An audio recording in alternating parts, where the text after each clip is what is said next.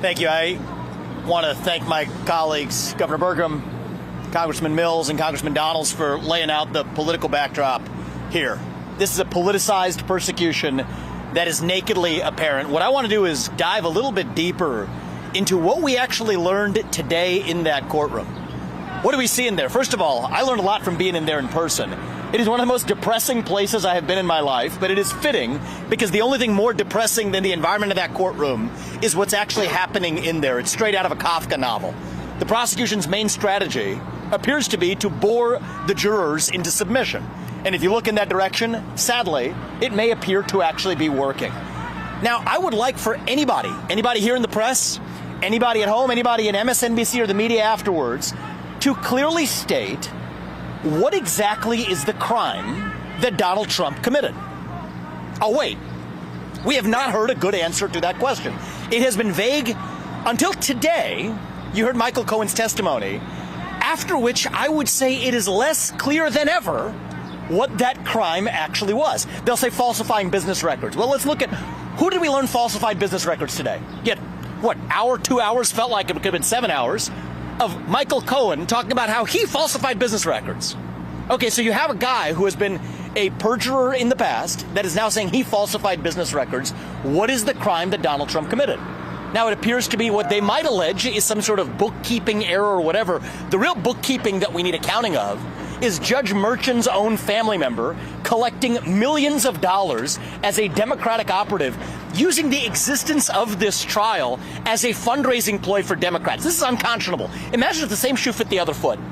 Imagine if it was Joe Biden that was on trial. You had a Republican judge whose son was collecting millions of dollars as a Republican operative. What would you all be saying?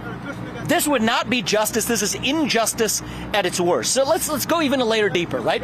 Because let's go even a layer deeper, actually. The alleged crime here is supposedly, they try to point to this every day, that he does not actually use campaign funds, that he used personal funds. Well, let's get this straight. Suppose Donald Trump had used campaign funds to make a personal expense. They'd be going after him for that. So if they're going to get him going or they're going to get him coming, that is the best proof that this is a politicized sham. Let's go through it piece by piece.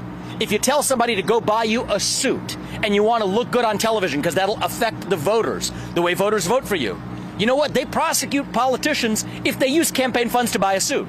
If they say, go get a haircut, if you use campaign funds to get a haircut because you want to look good to the voters, they will actually prosecute you for using campaign funds for a personal expense. Yet the entire legal theory of this case, the whole case that Alvin Bragg has brought, depends on one premise for them to charge this as a felony, is that Donald Trump somehow should have used campaign funds to make an allegedly personal payment. Yet if he had done that, their case against him would be even stronger. This is garbage.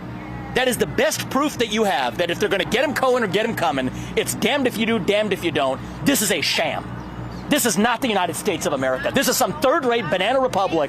If this were happening in another country, we would be laughing at them as a sham democracy. I am ashamed as an American citizen to sit here in a courtroom watching the former leader of the free world, and let's be honest, likely next leader of the free world, sitting with the indignity in this dingy third-rate courtroom with fourth-rate prosecutors and a fifth-rate lawyer on the stand as a witness, who actually is violating attorney-client privilege left and right. Nobody's even talking about that.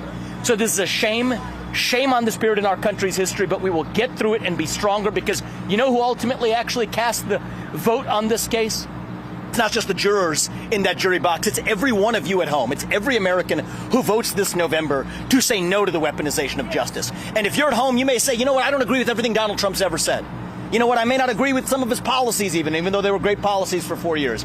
But you do agree, whether you are Democrat or Republican or black or white or gay or straight or man or woman, that our justice system should be blind to politics. That regardless of whether your last name is Biden or Trump, regardless of whether you've been a politician or not, you get a fair shake in our own legal system. And when you have a prosecutor who campaigned on the pledge of going after Trump and then keeps his campaign pledge, when you have a judge whose kids are collecting money from Democratic operatives by fundraising off the very trial that that judge is presiding over, and then telling the U.S. president that he's subject to a gag order, that he can't talk about it, That is not justice. That is a bastardization of what this country was founded on. And I'm here, and all of us are here as friends of Donald Trump, supporting him in our personal capacity, sharing our opinions. That's why we're here today.